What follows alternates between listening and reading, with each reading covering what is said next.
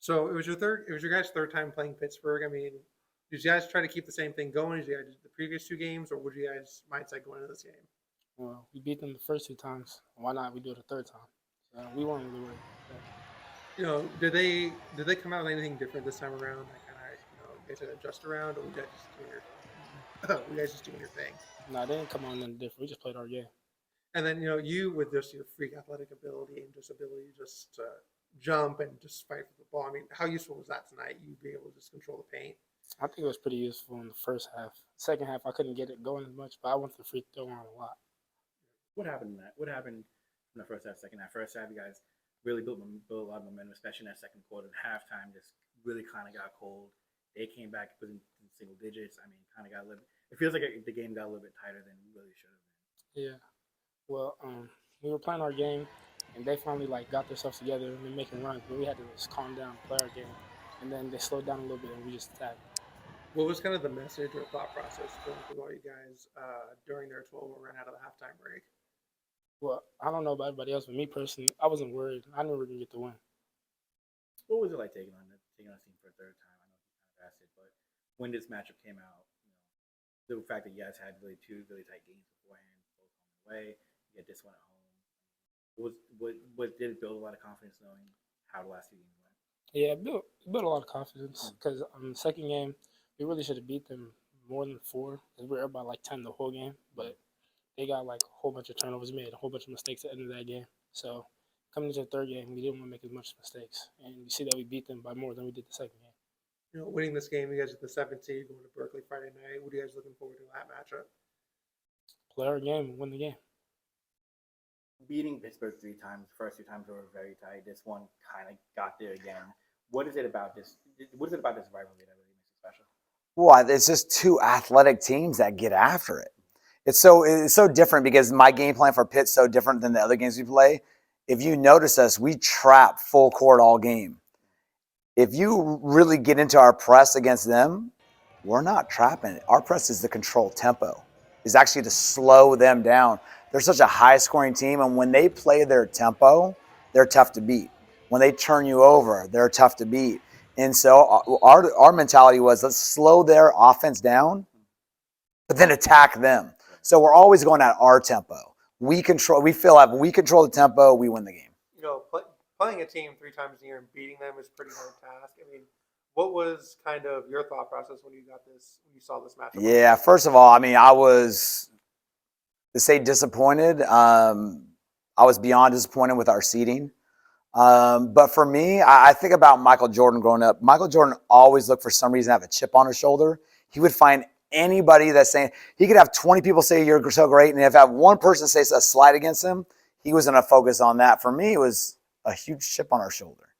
To be 23-3 and play a team that was 20-6 and have to go against a league opponent. So our league opponents are knocking off our league, our league.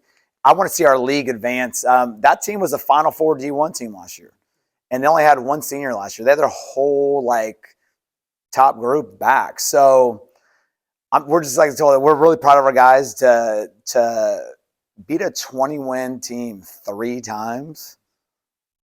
That shows a lot of toughness. So we know it's going to be, these games are tough. But our thing is kind of like March Matters, right? Survive in advance right now. Just survive in advance. You talk about just the press and the execution and stuff like that.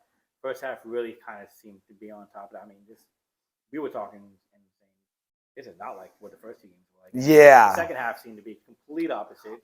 They kind of figure out press-wise what you want to do. It was just lack of execution. Yeah, I think the biggest thing was the first half, we didn't turn the ball over. Right. And if you look at the first 2 games, we trapped a lot more. We really didn't trap tonight. That was the game plan, not to trap and make them slow them down and then earn anything. You see, they can't get off the full court. And one of the changes they did, they really attacked our guards up top, got by our guards in the paint where they could finish or kick out to open threes. But their runs came because we made some mistakes, and when we stop turning the ball over, again, they'll let you advance the ball up the floor and score. So our mistakes turn in their buckets. We put them. I feel like we put them back in the game. Our sloppiness. So our guys know if we follow the game plan, do what we're supposed to do, follow the X's and O's, we can be successful against anybody. you showed some frustrations toward the referees. Did it feel like did it feel like there was a point where you guys were starting to get put in the game? I don't blame. I mean, Pitt's gonna. A lot of times they'll foul you and see how many times the refs will actually want to blow the whistle. And there were some plays that the whistles were swallowed that was obviously not happy with. But again, our boys just stay poised. After we had that poor stretch where we turned the ball over, our kids settled down. We made a couple lineup adjustments, and I thought the kids stay together, play smart, stop fouling them. We didn't put them on the free throw line down the stretch, and that was a big difference. But they put you guys on free Yes. throw line late. So how big was it to kind of get them to draw the foul? Yeah, it's a hard thing when you're a pressing team and you get down. There's so much time left. You do have to extend the game. How do you extend the game? You got to foul them. We're not a great free throw shooting team. When you're shooting 50% from the free throw line in that game, it was a smart move by them. I got to say, we were actually over 50%. Dante Vigil was 10 of 12 from the free throw line. He hit big free throws down the stretch. And that dump off he had to Alex, number 11, at the end of the game to get the and one when Pitt had made that little run, I think extend the game from like 6 to 9 was just huge. You had moments like that going into Alameda? Berkeley. Going to Berkeley now, Friday night, on the road. Can't really make those kind of mistakes. I assume that kind of put the point of emphasis going into this week? Yeah, and I think the hard thing with playoffs, we found our seeding on Sunday, and you had one day to prepare for Pitt. Well, both teams we've played each other, we're not going to change up too much. Right. Now we'll give us time. We'll be back in here in the morning. We'll be watching film, kind of getting a game plan together. So now it's really settling down, get their minds right, adjust our game plans to their personnel. Hey, I mean, this is what we train all year for, to play in these big games. So we're excited to go to Berkeley. I reserved the vans before today for Berkeley, hoping that we were going to push that way.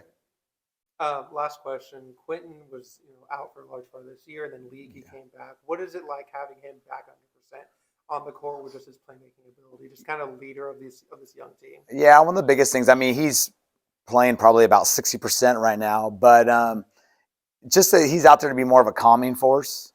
He's played in a lot of big games in his life where some of these young guard, I mean, for Dante and Jaden, this is their first year ever playing varsity basketball. So sometimes we need to have our seniors out there to kind of just slow the thing.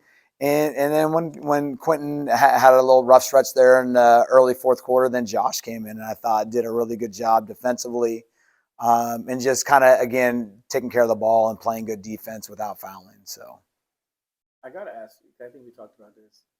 Second round of playoffs has kind of been.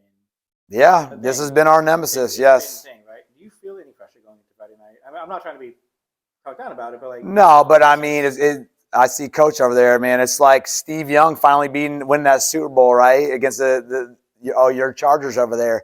It's getting our monkey off the back, But again, our big thing with the kids, I'm not worried about Friday night. I'm not going to sit here and say, oh man, we have to win this game. But again, I have a chip on my shoulder. I'm not happy about where we were, and the only thing you can do is go prove people wrong with your seeding, and that's our mindset on Friday night. We're going to go prove people wrong.